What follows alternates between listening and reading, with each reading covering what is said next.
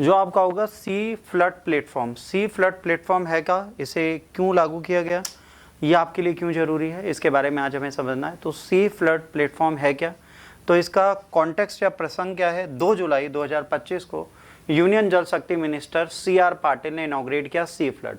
ये unified inundation forecasting system है, ठीक है।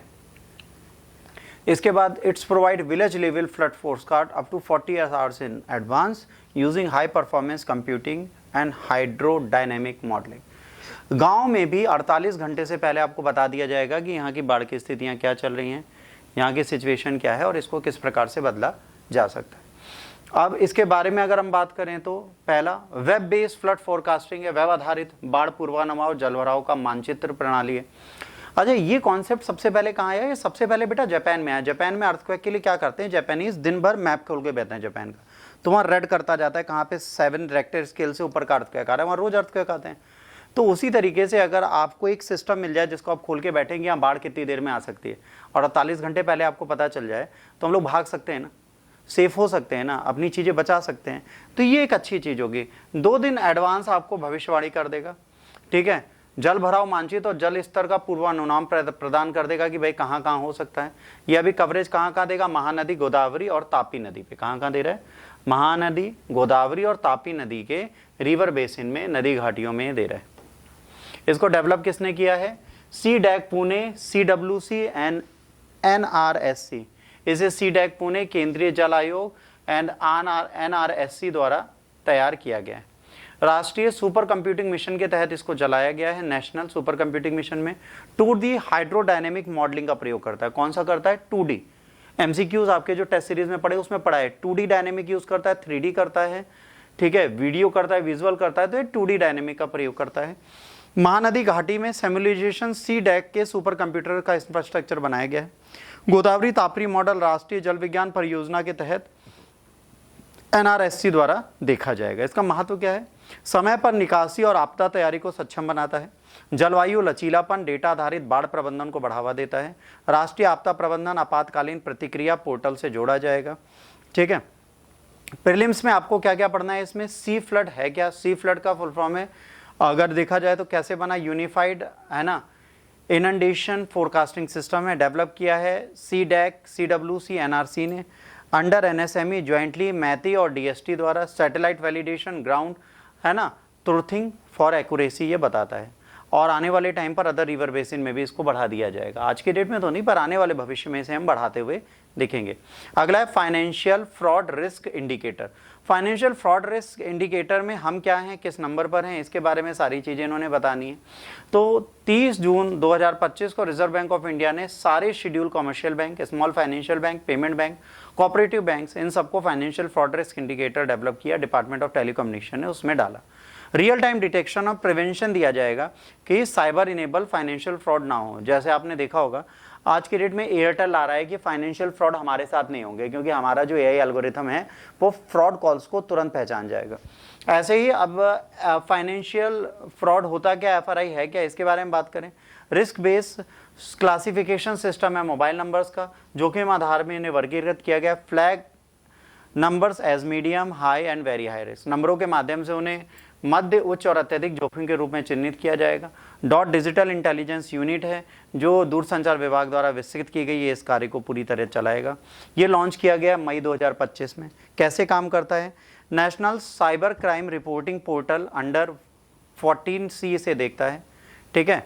और इस प्लेटफॉर्म का नाम है चक्षु, याद रखने एग्जाम में आएगा। चक्षु प्लेटफॉर्म से ये काम करता है। ये बैंकिंग और UPI इंटेलिजेंस नेटवर्क है। जनरेट करता है mobile number revocation list, number disconnection due to the cyber crime, failed KYC and misuse.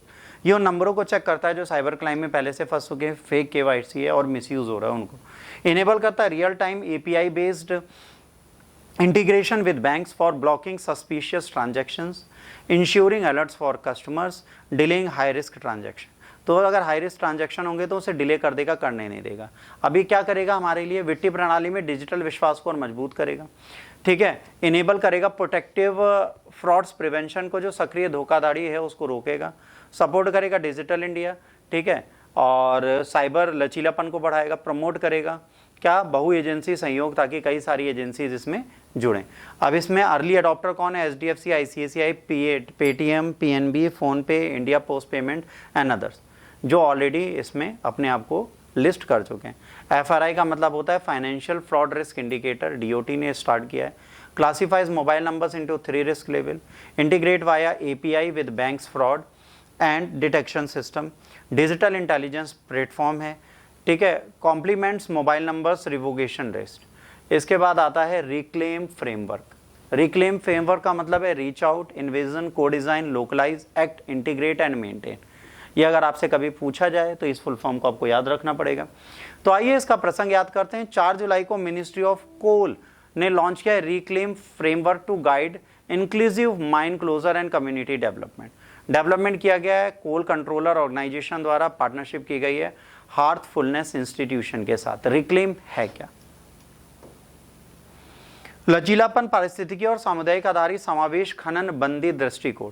हमें ये देखना है कि भाई जहां पर ये चल रही हैं पारिस्थितिकीय तंत्र में क्या सब प्रभाव आ रहा है, जनता को इसको यूज करना चाहिए नहीं करना चाहिए, क्या वो कोल माइन अब चलने लायक है कि नहीं है, इन सारी चीजों की बेसिक जानकारी आपके पास पहले से आनी चाहिए। इसके बाद एक संचरित समुदाय सहभागिता का विकास होगा। खनन प्रभावित समुदाय के लिए न्याय संगत संक्रमण। जब खनन होता है तो उसके आसपास के लोगों पे जो प्रभाव पड़ता है उनके लिए जस्टिस मांगा जाएगा ताकि उनको भी उनके लाभ को मिल पाए। खनन बंदी और पश्चात चरणों के लिए चरणबद्ध मार्गदर्शिका। हम स्टेप बाय स्टेप गाइड देंगे माइन क्लोजर और पोस्ट क्लोजर फेज की। Tool kit, templates, field test models लगाएंगे ताकि लोगों को पता चले। स्थानीय स्तर पर समुदाय की भागीदारी को संस्थागत बनाएंगे। लैंगिक समावेशन और कमजोर वर्गों की भागीदारी को सुनिश्चित करेंगे। पंचायती राज संस्थाओं के साथ समन्वय करेंगे। पारिस्थितिकीय पुनर्स्थापना, भूमि सुधार, वनीकरण, जल स्तर पुनर्भरण पे कार्य करेंगे। आजीविका निरंतरता, कौशल विकास, वैकल्पिक रोजगार, उद्यमिता पे ध्यान देंगे। महत्व क्या है बेटा इसका? महत्व है पहली बार जन केंद्रित खनन बंदी नीति लागू की गई है। मतलब जब कोई भी माइन बंद होता है तो उस नीति के लिए लोग साथ में रहेंगे। न्याय संगत संक्रमण और नेट जीरो लक्ष्यों का समर्थन किया जाएगा, ठीक है। इसके साथ खनन समुदाय को दीर्घकालिक सशक्तिकरण प्रदान किया जाएगा। जो माइनिंग कम्युनिटीज़ हैं भाई, जो इसके लिए कार्य कर रही थी, अगर माइन बंद होता है तो वो आगे क्या करेंगे, इसके बारे में आपको पता होना चाहिए।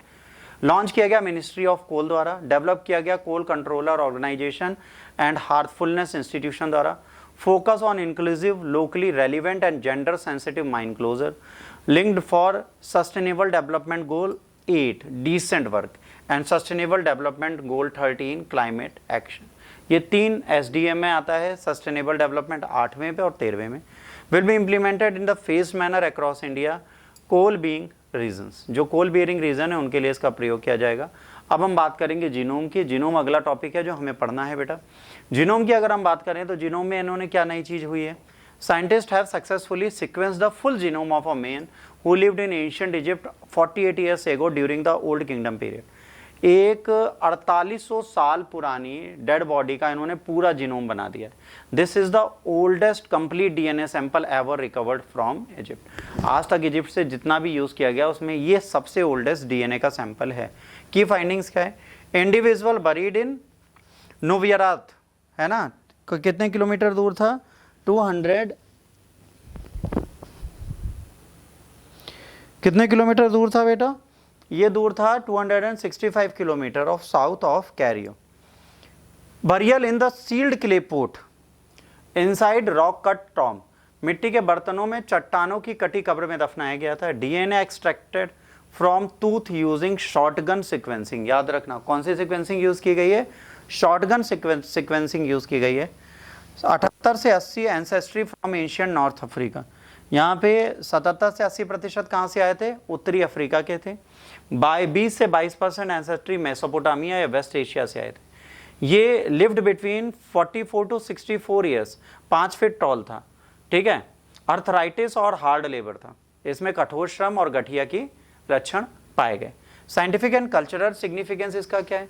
मेसोपोटामिया मिस्र के बीच संपर्क का पहला आनुवांशिक प्रमाण है। ये कह रहा है मेसोपोटामिया मिस्र के बीच में संपर्क था। पिरामिड निर्माण से पहले ही प्रवासन और सांस्कृतिक आदान प्रदान है। पिरामिड निर्माण से पहले ही मेसोपोटामिया मिस्र के बीच में सांस्कृतिक आदान प्रदान चलता था। उत्तरी अफ्रीकी वंश की निरंतरता है। उत्तरी अफ्रीकी से बहुत लोग आ रहे हैं तो बाहरी का मिश्रण यहाँ पे बिल्कुल दिख रहा है। ममीकरण से पहले की दफन प्रक्रिया जिससे डीएनए संरक्षित रहा। मम्मीकरण से पहले इसको दफन किया गया था तो इसका डीएनए संरक्षित है। मम्मीकरण में क्या किया जाता है बेटा, आपकी बॉडी का हार्ट निकाल दिया जाता है, आपकी जीभ काट दी जाती है, ठीक है, आपके पेट को निकाल दिया जाता है, आपका पूरा ब्लड निकाल दिया जाता है, आपका ब्रेन निकाल दिया जाता है, तो उसमें डीएनए निकालेंगे कहां से बेटा? भाई मम्मीकरण से पहले का तो ठीक था। अब यहां पर क्या होता है, किस तरीके से इसको यूज किया है, सिक्वेंसिंग, शॉटगन सिक्वेंसिंग द्वारा पब्लिश किया है नेचर जर्नल ने, है ना। बरियल साइड है कहां, नुब्रियार्त्र ओल्ड किंगडम एरा 3 से 4वीं शताब्दी में, ठीक है। डीएनए शो करता है diet of wheat, barley and animal product. Real attempt इसके क्या थे, इसको सेवेंटे प्रेबो फेल्ड हुए थे पुअर प्रिजर्वेशन के चक्कर में, उसको हम इसे सही से नहीं कर पाए थे। इसके बाद संथाल रिबेलियन की बात हो रही है क्योंकि करंट में 170 साल हो गए इनके रिबेलियन को समाप्त हुए, तो 2025 में संथाल विद्रोह की 170वीं वर्षगांठ बनाई जा रही है। झारखंड, बिहार, उड़ीसा, बंगाल में हुल दिवस के रूप में मनाया जाता है। किस रूप में मनाया जाता है बच्चों, हुल दिवस के रूप में। राष्ट्रपति, प्रधानमंत्री, झारखंड के मुख्यमंत्री ने सिंधो कानू, फूलो झानू, चांद भैरव जैसे वीरों को श्रद्धांजलि दी। इसका हिस्टोरिकल बैकग्राउंड क्या है बेटा, 30 जून 1855 को भोगनाडीह झारखंड से विद्रोह की शुरुआत हुई। सिद्धो कान्हू, चांद भैरव, फूलो झानो ने इसका नेतृत्व किया। ब्रिटिश शासन, जमींदारी शोषण और महाजनी प्रथा के खिलाफ ये विद्रोह था बच्चों। डामिन इको क्षेत्र, राजमहल की पहाड़ियों में यह प्रारंभ हुआ। कारण क्या था, स्थायी बंदोबस्त अधिनियम 1793 से पारंपरिक भूमि का विस्थापन हुआ। जमींदारों और महाजनों द्वारा शोषण, बंधुआ मजदूरी और सूदखोरी हुई। डामिनी को में भूमि और आजीविका के झूठे वादे किए गए। इसके बाद ब्रिटिश शासन के खिलाफ आरंभिक संगठित जनजातीय विद्रोह में से एक है। 1857 के विद्रोह से 2 वर्ष पहले हुआ था। 32 से अधिक जनजातियां और समुदाय इसमें सम्मिलित हुए थे। जनजातीय अस्मिता, प्रतिरोध और न्याय का प्रतीक है। हुल दिवस कब ऑब्जर्व किया गया, अक्रॉस झारखंड, ट्रिब्यूट कर रहे हैं टॉप लीडर्स को। उसके बाद भोगनाडीह विटनेस करता है protest over stage premises, police use mild forces, ठीक है। इसके बाद renewed academic interest on the tribal resistance movement और इनका रोल फ्रीडम स्ट्रगल में क्या था, इसके लिए इसको दोबारा हमें पढ़ना है क्योंकि इन्होंने एकेडमिक इंटरेस्ट फिर से ट्राइबल विरोध को डाल दिया। तो यूपीएससी की सबसे बड़ी चीज है जो रिसेंटली यूज होने लगेगा वो आपसे पूछने लगेंगे। अब हुल का मतलब क्या होता है, संथाल लैंग्वेज में हुल का मतलब होता है रेवोल्यूशन, ठीक। इसके बाद संथाल माइग्रेट कहां से कर रहे थे, बीरभूम से, मानभूम से और मुर्शिदाबाद से। कहां पे, दिम ए कोह में। रिबेलियन सरप्रेस किया गया 1856 में और पर ये रेजिस्टेंस कंटिन्यू रहा 1865 तक। Sidho Kanhu Murmu university and Hul Diwas commemorated their legacy. Santhal third largest tribal group है इंडिया का, गोंड और भील्स के बाद। सबसे पहले गोंड है, फिर भील्स है, उसके बाद संथाल आता है। इसके बाद आता है Namdapha tiger reserve. Namdapha tiger reserve अभी हम पहले भी पढ़ चुके हैं, दोबारा हम इसे पढ़ रहे हैं। जुलाई 2025 में व्हाइट ईयर्ड नाइट हेरोइन, ठीक है, critically endangered and exclusive word, है ना, was camera trapped in Namdapha national park Arunachal Pradesh. Second confirm sighting है इंडिया की। पहली बार इसे देखा गया वाल्मीकि टाइगर रिजर्व बिहार में और दूसरा ये देखा गया। ये क्या है, लुप्त प्राय जीव है। ग्लोबल पॉपुलेशन इसकी 1000 से कम है, मतलब पूरे विश्व में 1000 से ज्यादा नहीं पाई जाती, ठीक है। हैबिटेट क्या है, रात्रिचर है, वन आर्द्रभूमि में पाई जाती हैं। दक्षिण चीन, उत्तर वियतनाम और पूर्वोत्तर भारत में पाई जाती हैं। गुप्त हैं, एकाकी हैं, देखना अत्यंत कठिन है। नामदफा उद्यान के बारे में इसी के चक्कर में अब हमें पढ़ना पड़ेगा। इसकी डिस्ट्रिक्ट कहाँ है, चैंगलैंग डिस्ट्रिक्ट अरुणाचल प्रदेश है। 1972 में सेंचुरी बना, 1983 में नेशनल पार्क बना और एरिया इसका 1985 स्क्वायर किलोमीटर है। बायोग्राफिक जोन ईस्टर्न हिमालय है। Habitat diversity tropical rain forest and alpine meadows पाए जाते हैं, ठीक। इसके बाद notable species Namdapha flying squirrel है, क्लाउडेड रियोपोर्ड है, चाइनीज पेंगोलियन है, व्हाइट बेल्ड हेरोइन है जो अभी देखिए हम। आप पारिस्थितिकी महत्व इसका क्या है, only park in India with complete altitudinal habitat continuum 2000 से 4500 मीटर तक। Recognise as a critical refuge for rare lesser known globally threatened species, declared eco sensitive zone in October 2024। ये आपसे जरूर पूछा जाएगा, ठीक। अब यहां पर क्या है, Namdapha derive from the local dialect meaning forest keeping, part of the India's eastern Himalaya biodiversity, white eared night heron, second sight seeing in India after Valmiki tiger reserve Bihar, ठीक, managed by the MOEFCC and Arunachal Pradesh forest department, home of all big cats. कौन कौन सी चारों हैं? Tiger है, Leopold है, snow Leopold है और clouded leopard है। ठीक, इसके बाद volume weight average price, volume weighted average price, हमें क्या पढ़ना है? VWAP। ये होता क्या है? 2 जुलाई को सेबी मैंडेट कर रहा है issuance common contract notice with the single volume weighted average price for trades executed across multiple stock exchanges. The reform come into the effect on 27th June, aiming simplify post-related reporting and hence ease of doing business. Volume weighted average price है क्या? Average price at what the security is traded during a day, weighted by the volume. अब जैसे कोई भी security है उसका average price कैसे निकाला जाएगा? एक दिन में वो सिक्योरिटी कितनी बिक रही है। मान लीजिए जैसे एक सिक्योरिटी है उसकी 20,000 यूनिट बिकी, अब वो 100 रुपए के हिसाब से बिकी, और दूसरी है जिसकी 2 लाख यूनिट बिकी और वो 80 रुपए के हिसाब से बिकी, तो वेटेज में कौन सा जाएगा? 2 लाख वाले का प्राइस ज्यादा जाएगा। ठीक, एवरेज में प्राइस इंटू वॉल्यूम, ठीक है, डिवाइडेड बाई वॉल्यूम। इसके बाद WAVP widely use institutional invest across the trade execution equity.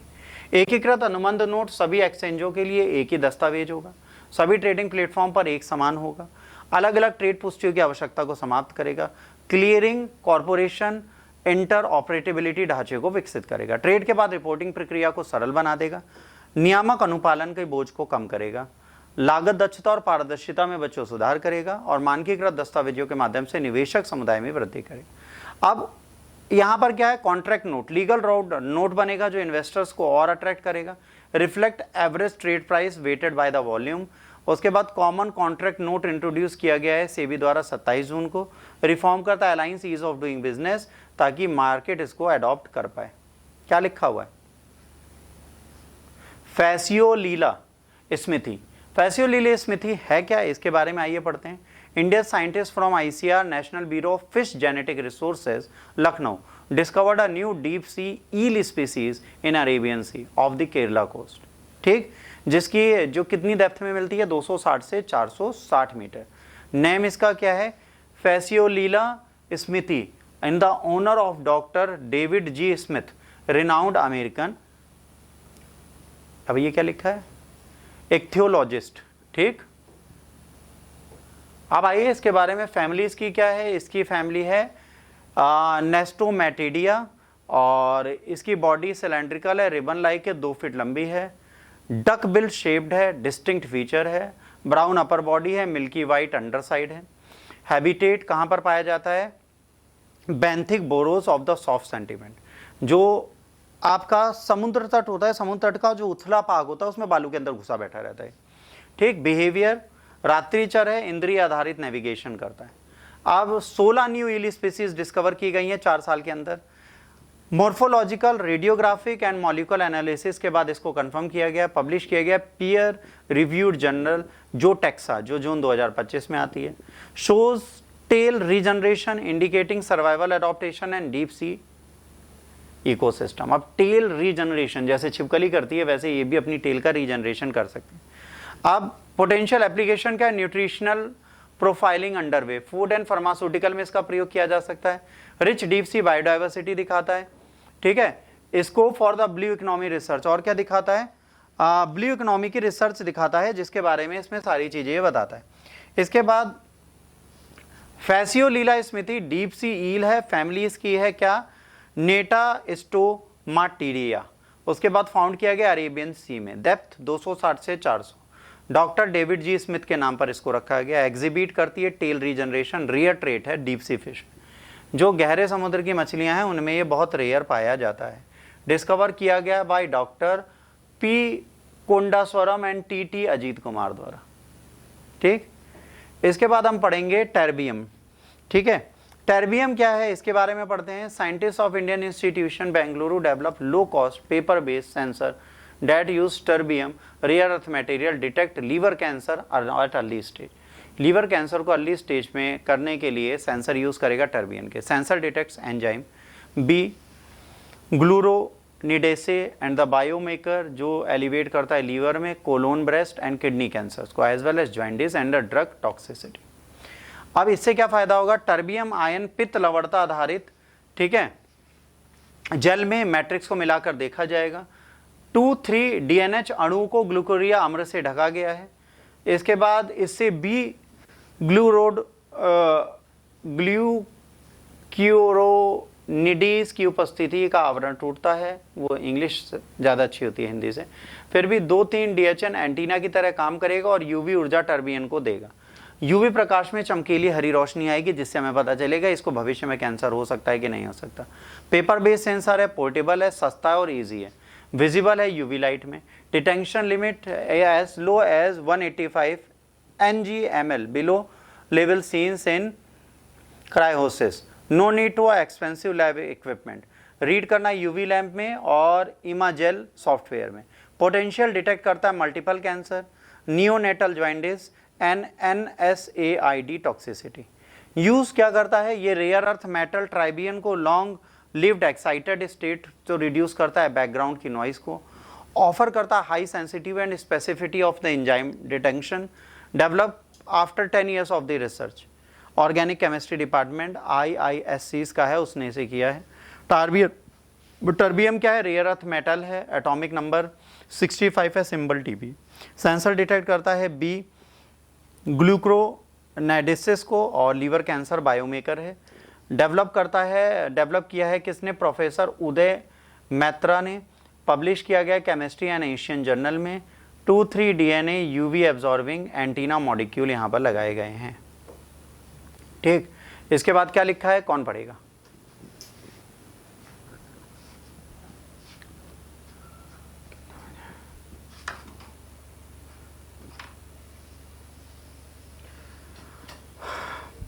अब लिखा है करियाचली आइलैंड। करियाचली आइलैंड की अगर बात करेंगे, तमिलनाडु गवर्नमेंट ने, ठीक है, TN shore Tamil Nadu sustainability harnessing and ocean resources में ये बोला है 500 crore project to restore sinking Kariyachalli island in the gulf of Mannar marine national park.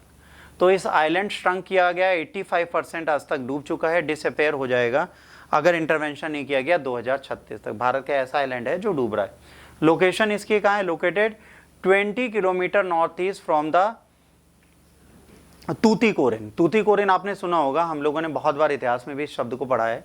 ठीक है, गोल्फ ऑफ मन्नार जो है राष्ट्रीय उद्यान का हिस्सा है, वहाँ पे ये होम है कोरल रीफ का, ठीक है, सी ग्रास बेड का और किसका, और डुगोंग का। इनका ये घर है। कॉज करता है डिग्रेडेशन, क्षरण को ये देखता है और उनको यूज़ करता है। तो क्षरण के कारण है कई, कोरल माइनिंग है, डिस्ट्रॉय करता है रीफ स्ट्रक्चर को, वेव एरोजन को। ठीक, इसके बाद loss of the sediment supply from reef building coral. Island area reduce करता है 2.85 हेक्टेयर से 3.14 हेक्टेयर। कितना था, 20.85 हेक्टेयर था, अब कितना रह गया, 3.14 हेक्टेयर। डिटेल कंपोनेंट क्या है, आर्टिफिशियल रीफ 8500 फोरो सीमेंटेड स्टील रीफ मॉड्यूल है जो रिड्यूस करता है वेव एनर्जी को और प्रमोट करता है सेमी डेंसेशन। थोड़ा कम कर दो तो आवाज़ कम आएगी, यहाँ रखा है रिमोट। नहीं चलने दो, लो कर लो अगर गर्मी लग रही है तो। 300+ लोकल फिशरीज हैं, ट्रेंड हैं conservation drivers and eco tourism guide में। ठीक, इसके बाद आगे आप देख लो, led by IIT Madras, SDMRI and the forest department of world bank. Timeline develop किया गया सितंबर 2025 में, रिजल्ट एक्सपेक्टेड है मिड 2026 तक। मतलब इसको जब प्रयोग में लाएंगे तो 2026 तक ये क्या रिजल्ट देगा, इसको देखा जाएगा। Significance enhance coastal resilience, review marine biodiversity, model to inclusive and science backed restoration. Part है 1675 crore Tamil Nadu coastal restoration mission का। ठीक है, अब ये 21 इनहैबिटेटेड आइलैंड है गल्फ ऑफ मन्नार के, उनमें से एक है। Tamil Nadu sustainability harnessing ocean resources हैं। तमिलनाडु शोर आर्टिफिशियल रीफ कौन कौन से हो सकते हैं, आर्टिफिशियल रीफ में है ट्रेपीजायोडल, उसके बाद परफोरेटेड 2 to 3 मीटर टॉल होते हैं और 1.8 to 3 टन्स बड़े होते हैं। और उसके बाद डुगोंग्स जो होते हैं, सी काउस, ये वर्नेबल लिस्ट में है, ये सी ग्रास में ही रहती है, इसी को रिस्टोर करती हैं। सिमिलर सक्सेस हमें मिली थी किसमें, वैन आइलैंड को हमने रिस्टोर किया था 2015 से 2020 तक। तो अगर वो आइलैंड हम रिस्टोर कर चुके हैं तो आने वाले टाइम पे इसको भी हम रिस्टोर कर सकते हैं। अब बात आती है कि मेंस में इसमें क्या क्या क्वेश्चन आ सकते हैं जो अभी करंट पड़े हैं। तो पहला क्वेश्चन ये आ सकता है, ठीक है, दलाई लामा ने एक बहुत इंपॉर्टेंट चीज बोली है, Gaden Phodrang trust marker spiritual assertion है जियोपॉलिटिकल अंडरकरेंट। दलाई लामा ने पुनर्जन्म की मान्यता को एक धार्मिक घोषणा है जिसमें भू राजनीतिक संकेत छिपे। अब देखिए, इन्होंने एक बहुत अच्छी चीज बोली, किसी ने इनसे अभी रिसेंटली पूछा कि क्या जो दलाई लामा है क्या वो लड़की भी हो सकती है, तो दलाई लामा ने कहा Dalai Lama can be from any gender. तो मतलब उन्होंने ये हिंट कर दिया कि हो सकता है इस बार दलाई लामा लड़की बने। तिब्बत में जब से वज्रयान शाखा आई थी पहली बार ऐसा हुआ है कि उन्होंने कहा है Dalai Lama could be from any gender but it will be from Tibet only. तो ये क्या करते हैं, जब दलाई लामा की प्रोसेस को स्टार्ट किया जाता है तो दलाई लामा बनाने का एक पूरा तरीका है, पूरा एक प्रोसेस है। उस प्रोसेस में क्या होता है बच्चों, जिसे दलाई लामा बनाना होगा, हमें आपको नहीं पता, ठीक है, उन बच्चों को जब वो 2 से 3 साल के होते हैं उनको उनके पेरेंट्स से अलग कर दिया जाता है और इनको हार्श ट्रेनिंग दी जाती है और ये बाद में ग्लोबल लीडर बनते हैं वज्रयान शाखा के। तो ये पेरेंट्स से ही अलग कर दिए जाते हैं, रेयर स्पीसीज में माने जाते हैं और 10 से 12 बच्चे चूज किए जाते हैं, उनमें से कोई एक जाके दलाई लामा बनता है। इनकी ट्रेनिंग प्रोग्रेस सब खत्म हो चुका होगा, दलाई लामा जिस दिन मरेंगे ये 20 से 30 साल के बीच की एज के बच्चे होंगे और इनमें से किसी को दलाई लामा चूज कर लिया जाएगा। Dalai Lama is not a name, it is a post. पहले दिमाग में रखना, दलाई लामा कोई नाम नहीं है, वो एक पद है और उस पद का ही हम प्रयोग डे 1 से कर रहे हैं। तो दलाई लामा मेल फीमेल कोई भी बन सकता है और अगर फीमेल बनी तो ये वज्रयान शाखा का एक नया इतिहास होगा। वज्रयान शाखा कौन सी शाखा है आपको ये भी बता दें। वज्रयान शाखा जनरली तंत्र मंत्र को, तिब्बत ने जो किया था, बौद्ध में तंत्र और मंत्र को ले आए थे। जैसे आपने देखा होगा बौद्ध तिब्बत क्या करते हैं, एक ऐसी घंटी लगाते हैं, फिर इसके बगल में एक और घंटी लगाते हैं, फिर इसके बगल में एक और घंटी लगाते हैं और फिर इनको ऐसे आप रोल करिए, घुमाई जाती हैं वो घंटियाँ, उसमें मंत्र लिखे होते हैं। कोई कहा जाता है इनको टच करने से कंसीविंग होती है, इनको टच करने से आपकी बुरी स्पिरिट भागती है। तो ये सब जादू टोना तंत्र मंत्र के पार्ट है, ठीक। जैसे हम लोग भी क्या करते हैं, we also follow tantra and mantra, हम लोग भी तो यही करते हैं। हिंदू मुस्लिम कोई भी हो, ऑल फॉलोज द तंत्र मंत्र। कैसे, हमारे खुद के कुछ मंत्र हैं, कुछ इस्लाम में सरिया आयतें हैं जिनको पढ़ते हैं, कहते हैं ये पढ़ो तो आपकी समृद्धि आएगी। वैसे ही ये तंत्र और मंत्र हर जगह चलते हैं, तो ये बुद्धिस्ट में भी है, ठीक। ये वज्रयान शाखा का पार्ट है। तो जो दलाई लामा बनता है वो स्पिरिचुअली बहुत स्ट्रांग होता है और उसको इतनी एथिकल ट्रेनिंग दे दी जाती है कि उसके वर्ड्स कभी खराब नहीं हो सकते। तो दलाई लामा बनना भी एक बहुत बड़ा प्रोग्रेस है। देखते हैं अगला दलाई लामा कौन आता है, ये जाने ही वाले हैं, बहुत दिन नहीं टिकेंगे। पारक और राष्ट्रीय सर्वेक्षण प्रशासन स्फोटक रणतंत्र शिक्षा दक्षता आधारित मूल्यांकन की ओर बदलाव को दर्शाते हैं। इसके बाद इनिशिएटिव रेक्लेम जैसी पहल, खनन रिक्लेम जो आया था उसके बारे में पूछा गया, पुनर्स्थान और समुदाय समावेश के दृष्टिकोण को दर्शाती है। इस पे आपसे मेंस में क्वेश्चन आ सकता है। इसके बाद सी फ्लड के बारे में आपसे क्वेश्चन पूछा जा सकता है, नदी घाटी की आपदाओं की तैयारी के लिए क्यों जरूरी है। प्लास्टिक और हार्मोन विघटनकारी रासायनिक सार्वजनिक स्वास्थ्य और नियामक व्यवस्था के लिए नई चुनौती है, मौन जोखिम से निपटने की तैयारी करें। Plastic and eco centric disruption जो है वो बहुत इंपॉर्टेंट है पब्लिक हेल्थ के लिए, इसको कैसे देखेंगे, ठीक। ये सारी चीज़ें आपको यहाँ पे देखनी है। तो ये मेन से रिलेटेड क्वेश्चन है। जो आपका ट्रिबियम बेस्ड बायोसेंसर यूज़ किया जा रहा है लीवर कैंसर को डिटेक्ट करने के लिए, वो क्यों यूज़ होगा, इसका क्या खास बात है। ये आपके मेंस के कुछ क्वेश्चन हैं जो आपसे पूछे जा सकते हैं। सेबी की VWAP सिक्योरिटी के लिए जो नोट है उसके बारे में क्वेश्चन आपसे एग्जाम में पूछा जा सकता है। तो यहाँ पे हमारा पहला करंट अफेयर का डे खत्म होता है, अभी 2 डे और बाकी।